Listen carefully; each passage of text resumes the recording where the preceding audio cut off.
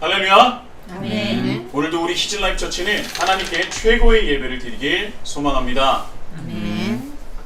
바로 말씀으로 들어가도록 하겠습니다.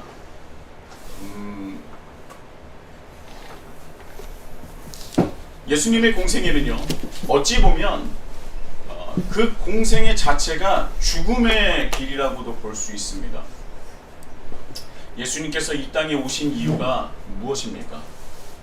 자기 자신의 죽음으로 깨어진 하나님 나라, 깨어지고 무너진 하나님 나라를 다시 세우기 위해서, 다시 시작하기 위해서 이 땅에 오신 것입니다. 자신의 죽음으로 무너진 하나님 나라를 다시 시작하고 그 나라를 바로 자신을 믿고 따르던 제자에게 맡기고 땅끝까지 이르러 내 증인이 되라고 말씀을 하신 것입니다. 그래서 성경에서는요, 증인이 되는 삶, 이 신약 성경에는요, 증인으로서 사는 삶을 굉장히 중요하게 다루고 있습니다. 그리고 그 삶이 무엇이냐? 바로 믿음이라는 거예요. 증인으로서 살아가라. 땅끝까지 이르러 내 증인이 되라. 내가 가르치고 분부한 모든 것을 가르치고 지키게 하라 라고 말씀하셨습니다. 그게 증인의 삶이라는 거예요. 그리고 그 증인의 삶이 바로 믿음이라고 말씀을 하신 것입니다. 그 삶을 믿음이라고 말하고 예수님의 제자와 또 그 제자, 또 그의 제자, 또 그의 제자들이 그 증인의 삶을 살아감으로 하나님 나라는 2000년이 지난 지금도 여전히 확장되고 있고 유지되고 있는 것입니다. 이 증인의 삶이 믿음이고 그 믿음의 삶으로 말미암아 하나님 나라는, 예수님께서 시작하신 그 하나님 나라는 확장되고 유지된다는 거예요. 요한복음 11장은 바로 그 증인의 삶을 어떻게 살아가야 하는지, 믿음은 어떻게 이뤄나가는지를 정확하게 예수님께서 알려주시는 장이었습니다. 많은 사람들에게 묻습니다. 쉬운 길을 가고 싶습니까? 아니면 어렵고 좁은 길을 가시겠습니까? 저 성경적으로 얘기한다면 넓고 큰 길을 가고 싶습니까? 아니면 좁은 길로 가고 싶습니까? 이렇게 물어봅니다. 그렇다면 대부분의 사람들은요, 쉽고 빠른 길을 선택할 것입니다. 당연한 거죠. 제가 와이프에게 이런 말을 한 적이 있습니다. 여보, 나는 롤모델을 삼을 만한 분을 정말 만나고 싶었어. 멘토로 삼을 만한 분, 내가 정말 존경하고 닮고 싶은 분을 참 만나고 싶었어. 그런데 찾기가 너무나 힘들어. 그런데 오히려 롤모델이나 멘토가 아닌 반면교사로 삼을 만한 사람들은 너무나 넘쳐나는 것 같아. 정말 내가 따를 만한 분, 또 본받을 만한 분을 만나는 게 너무나 힘든 것 같아. 제가 이런 말을 한 적이 있습니다. 제 주위에 롤모델을 삼고 정말 내 멘토로 삼을 만한 사람을 찾고 싶었지만 참 어려웠습니다. 반대로 반면교사 삼을 사람들은 너무나 넘쳐났어요. 나는 저러지 말아야지. 나는 이럴 때 이러지 말아야지. 나는 저렇게 살지 말아야지. 아, 저렇게 하면 안 되는 거구나. 저렇게 하면 남들에게 상처를 주는 거구나. 아, 이렇게 하면 안 되겠구나. 이런 반면교사가 너무나 넘쳐났다는 겁니다. 여러분들은 어떠십니까? 여러분들 주위에 멘토를 삼을 만한 분이 넘쳐나고 있고, 또 롤모델을 삼을 만한 분이 있습니까?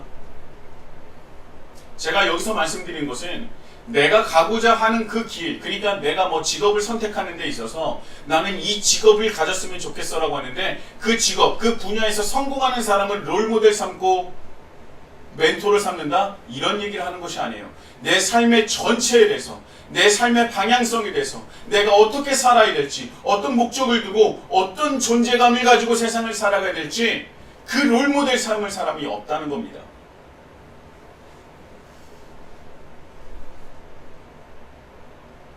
이렇게 각박하고 힘든 세상을 살아갈 때 존경할 만한 분을 만나면 참 좋겠다 싶은데 참 어려워요. 내 어려움도 알고 나를 이해도 해주시고 또 그런 것뿐만 아니라 그분의 삶을 보면 존경을 안 할 수가 없는 그런 분을 꼭 한번 만나고 싶지 않습니까?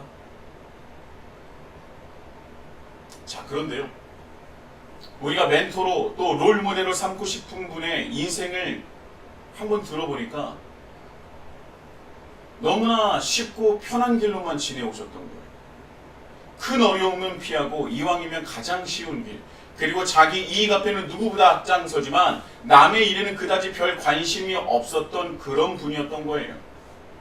와, 내가 멘토로 롤모델로 삼을 만한 분을 찾았어 했는데 그분의 삶의 여정을 들어보니 누구보다도 편하고 쉬운 길을 찾아서 살아왔던 분이라는 겁니다. 자, 그렇다면 여러분이 멘토로 정신적인 지주로 롤모델로 삼을 수가 있겠습니까? 대부분 그렇지 않을 겁니다. 그런데 이 고린도전서 4장 16절에 이런 말씀이 있습니다. 그러므로 내가 너희에게 권하노니 너희는 나를 본받는 자가 되라. 사도 바울이 고린도 교회 그리스도인들에게 이런 말씀을 전하고 있습니다. 이 말씀을 들으면요, 요즘 시대 사람들은요 가장 싫어하는 말 중에 하나일 겁니다. 어디서 자랑질이야? 정말 재수없다. 교만하다. 그래서 어쩌라고. 이런 말을 들을 만한 그런 말씀이지 않습니까? 나를 본받아라. 너희는 나를 본받는 자가 되라. 어쩌면 이렇게 뻔뻔하게 그렇게 자기 입으로 이런 말을 할 수가 있습니까? 철판도 이런 철판이 없습니다. 아무리 이렇게 생각하고 있을지라도 혹여 이런 생각을 가지고 있을지라도 이렇게 대놓고 말을 하면요 사람들에게 반감을 사기 마련이에요.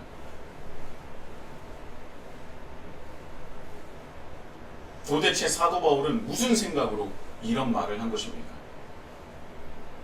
정말 요즘 시대 말로 정신이 나가버린 겁니까? 완전히 감을 잃어버린 사람입니까? 사도 바울은 어떤 사람이었길래 이렇게 당당하게 자신을 본받으라 말을 할 수 있는 것입니까? 이 말씀을 제대로 하려면 고린도전서 11장 1절의 말씀을 우리는 알아야 합니다. 내가 그리스도를 본받는 자가 된 것 같이 너희는 나를 본받는 자가 되라. 이 고린도전서 4장의 말씀만 들으면요 그 말씀 딱 하나만 꺼내서 보면은 사도 바울이 대책 없는 사람처럼 보일 수도 있어요. 그러나 말씀은요 우리가 맥락으로 전체적으로 다 봐야 하지 않습니까? 고린도전서 11장 1절에 내가 그리스도를 본받는 자가 된 것 같이 너희는 나를 본받는 자가 되라 라고 말씀하고 있는 거예요. 사도 바울은 자신의 모습을 본받으라고 했는데 그 모습이 어떤 모습이냐? 그럼 나의 어떤 모습을 본받으라고 했느냐? 내가 지식이 있고 사람들의 인기가 있고 설교를 잘하고 이런 모습이 아니라 어떤 모습이냐? 바로 예수 그리스도를 본받고자 하는 그 모습을 본받으라는 거예요. 사도 바울 자신이 예수님을 본받아 예수님처럼 살아가려고 치열하게 노력하고 애쓰는 모습을 본받으라는 겁니다.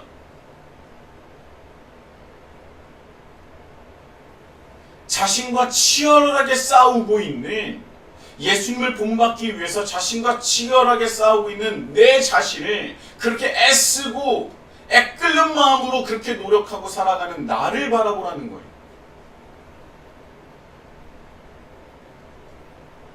예수님께서는요 하나님의 독생자요 하나님의 본체이시지만 자신의 힘과 능력으로 사람 위에 군림하려고 하지 않았습니다. 오히려 예수님은요 가장 약하고 가장 힘없는 이들을 찾았고 그들을 돕고 세워주기 위해서 공생애를 보내셨어요. 따뜻하게 안아주셨고요 그들의 필요를 채워주시는 분이었습니다. 여우도 굴이 있고 공중의 새도 거처가 있으되 인자는 머리 둘 곳이 없다.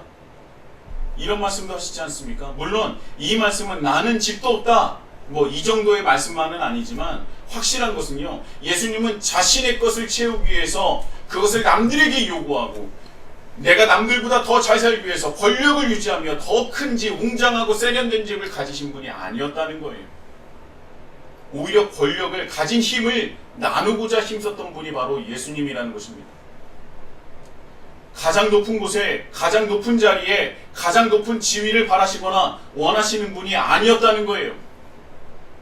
그저 사랑이 필요한 것을 찾아서 사랑을 주셨고, 말씀이 필요한 곳에 말씀을 선포하셨고, 위로가 필요한 곳에 가셔서 위로를 전하셨습니다. 또한 그뿐만이 아니에요. 강한 채찍이 필요한 것에 가감없이 채찍으로서 하나님 나라의 위엄을 보이시기도 했던 분이 바로 예수님입니다. 성전 청결이 바로 그렇지 않습니까? 예수님을 바라본다면 자기중심적이고 이기적인 모습이 아니라 철저하게 이타적이고 사랑이 넘치는 분이셨다는 거예요. 무엇을 위해서? 하나님 나라를 위해서. 사도 바울은요, 예수님을 본받아 살았던 것입니다. 당연히 쉽지 않았겠죠. 어려웠을 것입니다. 때로 유대인들에게 그렇게 살다 보니 돌도 맞았고요, 매도 맞았고요, 무시도 당했고 침뱉음을 당한 적도 있습니다. 감옥에 갇혔습니다. 따귀를 맞습니다. 그런데 이뿐만이 아니에요. 유대인들뿐만 아니라 같은 그리스도인들에게도 따돌림을 당하고 끝없는 의심의 눈초리를 받으며 가시방석에 앉은 듯한 시간을 보내기도 했습니다. 그런데 사도 바울은요, 외부의 시선에 끌려다니지 않았어요. 자신이 쫓고 따라야 할 분이 계셨기 때문에 힘들고 어렵더라도 그 길을 걸어간 것입니다. 바로 예수님의 길을 걸어갔던 거예요.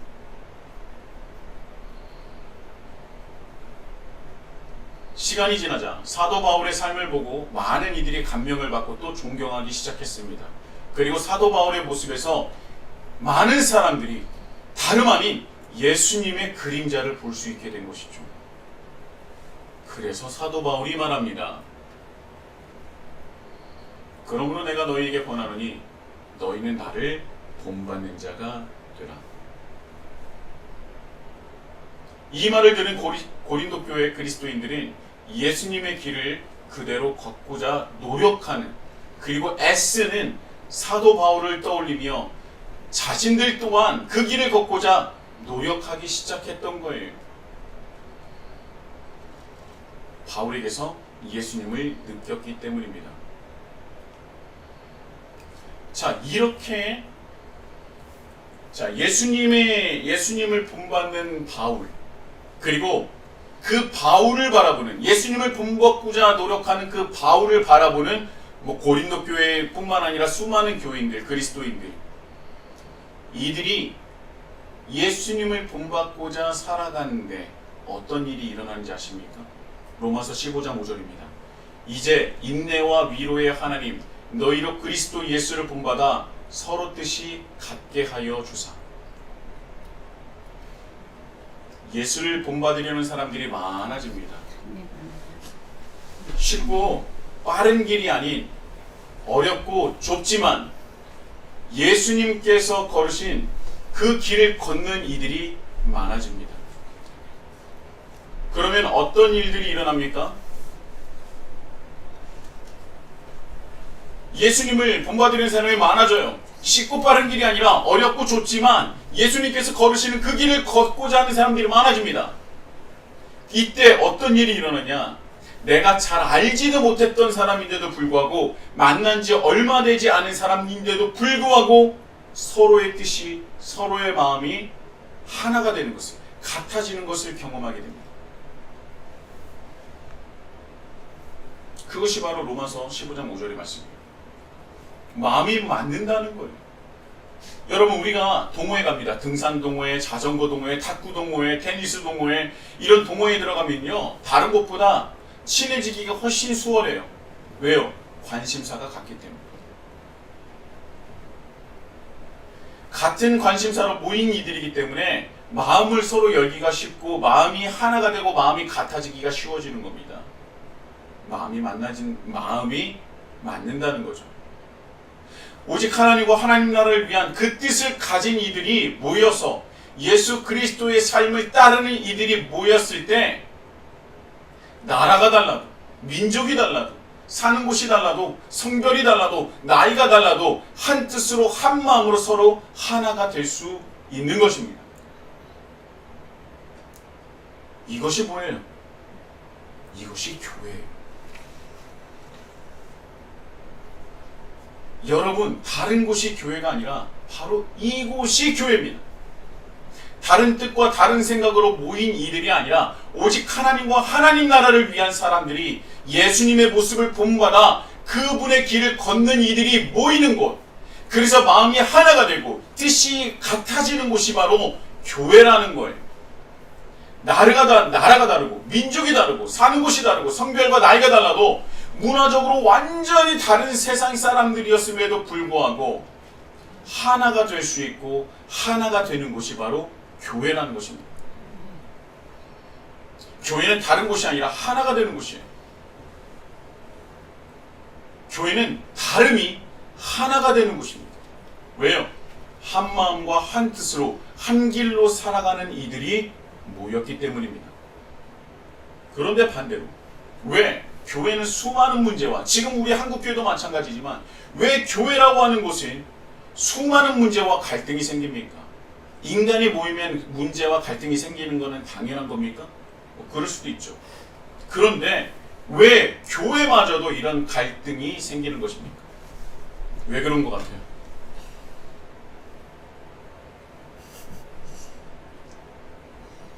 여러분, 가라지와 알곡이 섞여 있기 때문이에요. 여러분들은 가라지입니까? 알곡입니까? 알곡이면 좋겠어요. 알곡이면 좋겠죠. 다 그렇습니다. 알곡이었으면 좋겠어요. 나는 가라지가 아니었으면 좋겠어요. 어떤 분은요, 나는 알곡입니다 라고 말한 분도 있을 거예요. 누가 가라지가 되고 싶겠습니까? 그런데 성경에 보면요, 가라지가 섞여 있습니다 라고 얘기하니까 가라지를 뽑아낼까요? 솎아낼까요? 하니까 뭐라고 합니까? 그대로 두라. 가라지는 자기가 알곡인 줄 생각한다. 그러나 마지막 날에는 가라지는 불태워 사라지게 될 것이다. 여러분, 가라지인지 알곡인지, 누가 가라지인지 알곡인지 구분하기가 쉽지 않습니다. 분별하는 방법이 있어요. 분별하는 방법이 있습니다. 여러분, 교회에서요, 목소리가 큰 사람이 가라지인 경우가 참 많습니다. 이건 뭐 100%가 아니니까 기준이 아니에요. 여러분, 근데 가라지가 교회에서 목소리가 큽니다. 왠지 아십니까? 스스로가 가라지인지 잘 알고는 있어요. 내가 가만 보니까 내가 가라지야. 내가 보더라도 난 가라지야. 근데 뭐예요? 알곡인 척하고 싶은 겁니다. 그래서 자신이 가라지인 것을 감추기 위해서 교회에서 더 목소리를 높이고 더 정치질을 하고 사람을 나누고 무리를 짓게 됩니다. 알곡은요, 목소리를 높일 필요가 없어요. 왜요? 알곡은 스스로의 삶을 자기가 살아가는 그 삶으로서 알곡임을 증명하고 있기 때문에 자기의 목소리를 높일 필요가 없습니다. 오히려 교회에서는 목소리를 갖추고 섬기는 분들이죠. 정치질이나 사람을 나누고 무리를 짓는 사람들 사이에서 묵묵히 자기 자신의 일을 하시는 분들이 바로 알곡입니다. 그 누가 교회에서 목소리를 높이고 무리를 짓고 정치질을 하는 사람을 닮고 싶어 하겠습니까? 여러분, 만약에 교회에서 목소리를 높이고 무리를 짓고 정치질을 하는 사람들을 닮고 싶어 하는 사람이 있다면 그 사람도 똑같이 가라지인 거예요. 가라지가 아무리 목소리를 높여서 알곡인 척해도 끼리끼리 말고 알곡으로 인정하는 사람도 없고 닮고 싶어 하는 사람도 없는 겁니다. 아무리 자기가 알곡인 척해도 가라지는요, 끼리끼리 안에서만 그렇게 자기네들끼리 지지고 볶고 하지, 그런 사람들을 알곡으로 인정하는 사람도 없고 닮고 싶어하는 사람도 없다는 거예요. 여기에 중요한 포인트가 있습니다. 오늘 말씀에 보면요, 가장 목소리가 높고 정치질과 그 무리를 지어 권력을 형성한 이들이 나옵니다. 바로 대제사장들과 바리새인들이죠. 나사로를 살리신 그 예수님의 그 표적을 보고도 사람들이 놀라 예수님을 믿기도 하지만 반대로 가라지들은요, 바리새인들을 찾아가 이 사건을 알립니다. 대제사장과 바리새인들도 가라진 거예요. 그러니까 끼리끼리 뭉쳐 다니는 겁니다. 예수님의 그 나사로를 그 살리시는 그 사건을 보고도 가라지는 예수님을 믿는 것이 아니라 가라지를 찾으러 갑니다. 이게 현실이에요.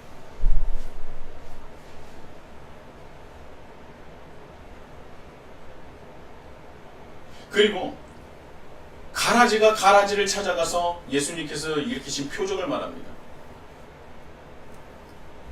여기서 사건을 알리는데요. 여기서 사건은요, 나사로를 살린 것도 많지만 그들이 집중하는 사건은 무엇이냐? 사람들이 예수님을 믿기 시작했다는 거예요. 그들 머릿속엔 살아난 나사로가 없어요. 죽은 자가 살아났다고 이 놀라운 일이, 이런 표적이가 아니라 뭐라고? 예수를 믿기 시작했다고. 이게 그들이 느끼는 사건인 겁니다. 나사로가 죽어서 살아난 것이 그들에게 있어서 사건이 아닌 거예요. 이 말씀을 보는데 나사로가 죽었다 살아났다고 해서 놀라는 사람이 있습니까? 없어요. 그런 표적 관심 없습니다. 그들의 표적은 사람들이, 유대인들이 예수를 믿기 시작했다고. 그들의 주된 관심사는 뭐냐면 자기 자신들인 거예요. 자신이 가지고 있는 권력, 자신들이 누리고 있는 특권들을 자신들만이 가진 그 힘을 놓고 싶지 않은데, 예수님께서 표적을 보이신 일이 한두 번이 아니었지 않습니까? 그런데 그때까지는 반응하지 않았다가 예수님을 믿는 사람들이 많아진다는 것을 듣고 이제부터는 예수님을 죽이기로 결심을 하게 된 겁니다. 그런데 재미있는 것들은요, 그들의 생각이 얼마나 얄팍하고 궁색한지, 또 얼마나 그들이 요즘 말로 정신 승리를 하고 살았는지를 우리는 알 수 있습니다. 48절입니다. 만일 그를 이대로 두면 모든 사람이 그를 믿을 것이요, 그리고 로마인들이 와서 우리 땅과 민족을 빼앗아 가리라 하니. 여러분, 이 말이 얼마나 정신 승리에 가까운 말인지 아십니까? 2000년 전 이스라엘은 독립국가였습니까? 아니면 식민지였습니까? 식민지였죠. 로마의 식민지였습니다. 그런데 거기에 우리 땅이 어디 있고 우리 민족이 어디 있습니까? 이미 로마에 굴복해서요, 식민지로 살아가고 있었던 거예요. 수많은 반란을 일으킨 이스라엘을 향해서요, 주전 63년에 폼페이우스가 예루살렘은 물론 그 성전까지 완전히 장악하고 점령해버렸습니다. 완전 종지부를 찍은 것이죠. 그런데 그 이후에 옥타비아누스가 예루살렘과 그 주변 몇몇 곳만 자치권을 제한적으로 인정을 해줍니다. 제한적으로 인정을 해준 거예요. 자치권을 완벽한 자치권이 아니라 제한적인 자치권을 줍니다. 완전한 자치권이었다면 총독이 필요 없었겠죠.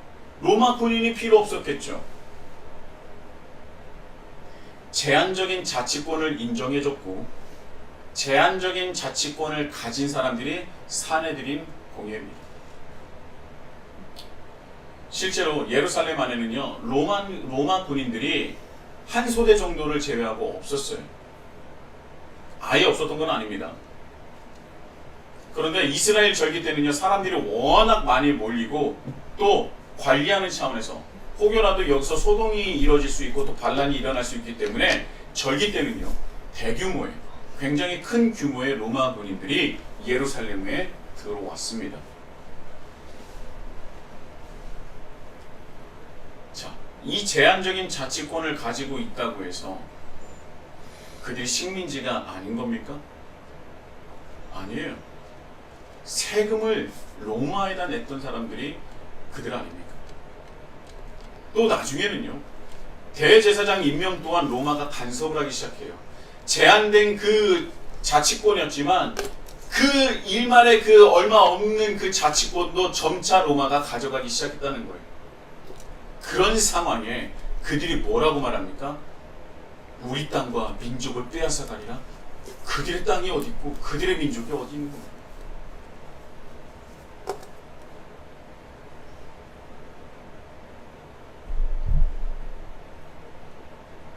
그들이 말하는 땅은요, 이스라엘을 말하지만 자치권을 인정받은 이스라엘 일부를 말하는 겁니다. 예루살렘에서 멀지 않았었던 예수님께서 늘 사역하는 데 중심을 뒀었던 갈릴리 지역에는요, 어마무시한 로마 군인들이 주둔해 있었습니다.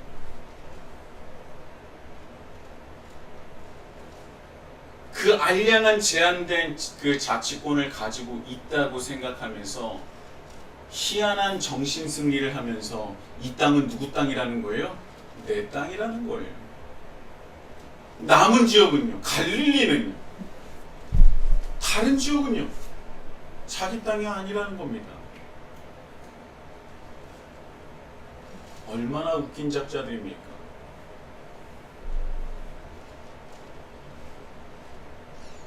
아무리 예루살렘에서 이 땅은 우리 땅이다, 우리 민족이다 외쳐도 아무도 인정하고 있지 않아요. 이 시대는요, 우리나라와는 완전히 다른 겁니다. 우리나라와 일치시키지 마세요. 이때와는 완전히 다른 거예요. 왜? 이 대제사장과 바리새인들을 유대인들이 그들을 존중하고 존경하고 그들을 인정하지 않았기 때문에 그래요. 그들이 누구보다도 자기 신을 향해서 폭리를 취하고 억압하고 폭력적인 것을 유대인들이 알고 있었습니다. 그래서 그들을 따르지 않았던 거예요. 그들을 존경하지도 그들을 따르려고 본받으려고 하는 사람들이 없었다는 겁니다. 그래서 그들이 예수님을 보고 놀란 거예요. 왜 놀랐다 그랬어요? 자신들은 힘도 있고 권력도 있는데 이스라엘 민족들이 자신을 따르지 않는데, 그런데 예수님을 따르는 이들이 많다는 겁니다. 그런데 거기에 멈추지 않고 한 번 더 놀라게 하죠. 이제는 예수님을 따르는 것뿐만 아니라 뭐라 그래요? 예수님을 믿게 되었다는 거예요. 이제는 이 말을 들으니 놀란 정도가 아니라 이제는 큰 위압감을 받게 된 겁니다.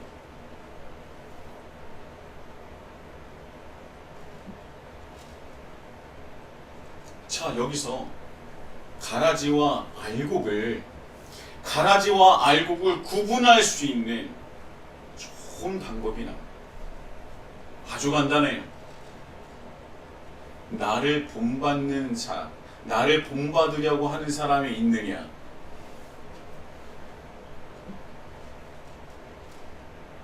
더 정확하게 말한다면 내가 누구에게 본이 될 수 있는 사람이냐 아니냐가 내가 가라지냐 알곡이냐를 구분짓는 기준이 된다는 겁니다. 가라지는요, 아무리 알곡인 척을 해도 누구보다도 스스로를 잘 알고 있어요. 내가 알곡인가 내가 가라지인가 스스로 누구보다도 더 잘 알고 있다는 거예요. 그래서 내가 잘 알고 있기 때문에 목소리를 더 높이는 것입니다. 정치질을 하고 무리를 짓고 분란과 갈등을 일으키는 거예요. 그러면서 말합니다. 교회를 사랑해서 그랬다. 교회를 지키기 위해서 그랬다. 교사모, 교회를 사랑하는 모임, 교회를 해치는 모임이죠. 정말 교회를 사랑하는 모임이 맞습니까? 웃음도 안 나와요. 웃기지도 않습니다. 정말 교회를 사랑하는 이들이라면 예수 그리스도의 핏값으로 사신 교회라는 것을 안다면 절대 교회 안에서 갈등과 문제를 일으키지 않았을 것입니다. 오히려 그 갈등과 문제를 자신의 희생과 절제와 양보로 하나됨을 이루려고 노력했을 거예요.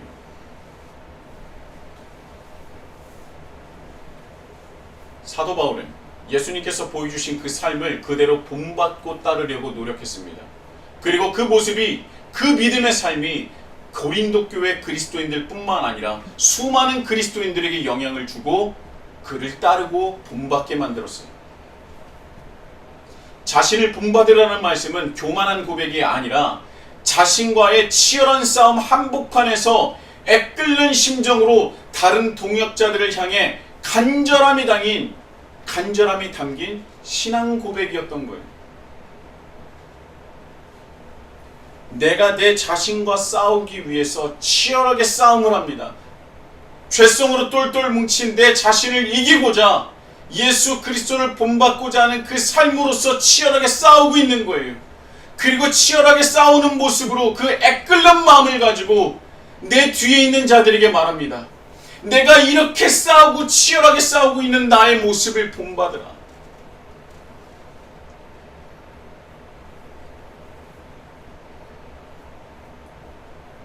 이것보다 더 감격스럽고 더 대단한 신앙 고백이 어디 있겠습니까?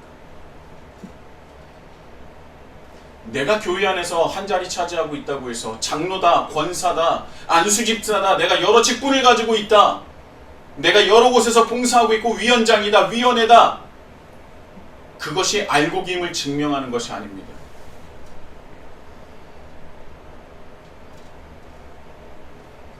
고린도전서 4장 16절 그러므로 내가 너희에게 권하노니 너희는 나를 본받는 자가 되라. 자기와의 치열한 싸움 끝에 동역자들을 향한 그 신앙적 고백을 할 수 있는 사람이 알곡이라는 거예요. 그런 알곡들이 모여서 로마서 15장 5절 이제 인내와 위로의 하나님이 너희 그리스도 예수를 본받아 서로 뜻이 같게 하여 주사. 그런 사람들이 치열하게 나를 본받으라 라고 말할 수 있는, 내가 내 자신과 치열하게 싸우면서 그 모습을 사람들에게 보여주는 이들이 모인 곳이, 모였더니 마음이 하나가 된다는 거예요. 그리고 그것이 교회가 된다는 거예요. 여러분, 이것이 교회, 이것이야말로 예수 그리스도께서 핏값으로 사신 교회라는 겁니다. 알곡인 척하는 가라지가 아닌 이 세대를 본받는 자, 이 세대를 본받는 그런 가라지가 아닌 오히려 이 세대가 본받는, 또 이 세대가 본받고 싶어하는 자들이 알곡이라는 겁니다. 근데 그 길은 절대 쉽고 빠른 길이 아닙니다. 어려워요. 내 자신을 피가 날 정도로 때리며 절제해야 합니다. 나의 욕망과 끊임없이 싸워야 합니다. 내가 하고 싶은 것을 내려놓을 줄도 알아야 됩니다. 양보할 줄 알아야 돼요. 선을 행할 줄 알아야 됩니다. 누구를 위해서요? 내 자신을 위해서? 아니요. 오직 하나님과 하나님 나라를 위해서. 그 길은 좁은 길입니다. 제가 저희 아이들에게 늘 얘기하는 것이 있습니다. 너희 자신에게는 뭐하라? 엄격하라. 너희 스스로에게는 엄격하라. 그러나 남에게는 뭐하라? 관대하라. 여러분, 여기서부터가 시작되는 거예요. 그런데 세상 사람들은요, 하나님을 믿지 않는 사람들은요, 나에게는 관대하지만 남에게는 엄격합니다.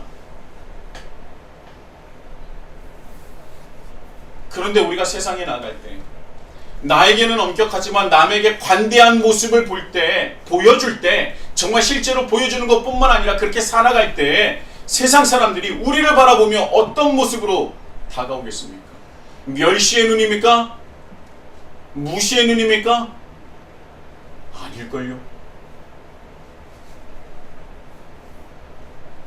왜 지금 한국교회가 이렇게 외부적으로 많은 욕을 먹고 비판의 대상이 되었습니까? 스스로에게는 굉장히 관대하나 남에게는 엄격한 비판의 잣대를 들이댔기 때문입니다. 희한한 정신승리죠. 다시 한번 말씀드립니다.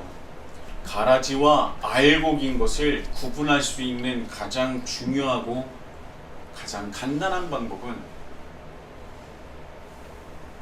고린도전서 4장 16절의 말씀을 내가 할 수 있느냐, 그리고 그 말씀을 듣고 나를 본받는 자가 있느냐인 것입니다. 끼리끼리 놀라는 것이 아니에요. 끼리끼리 가라지끼리 놀라서 서로 나는 너를 본받을게, 너는 참 본받을 만하구나, 이렇게 하면서 끼리끼리 노는 그 무례배가 아니라 자신과 치열하게 싸워서 예수님을 본받기 위해서 치열하게 싸우는 모습을 사람들에게 보여주며 나를 본받으라 라고 말할 수 있는 사람, 그리고 사람들이 그 모습을 보고 본받는 자들이 나올 때 그 사람은 알곡이라 할 수 있을 것입니다.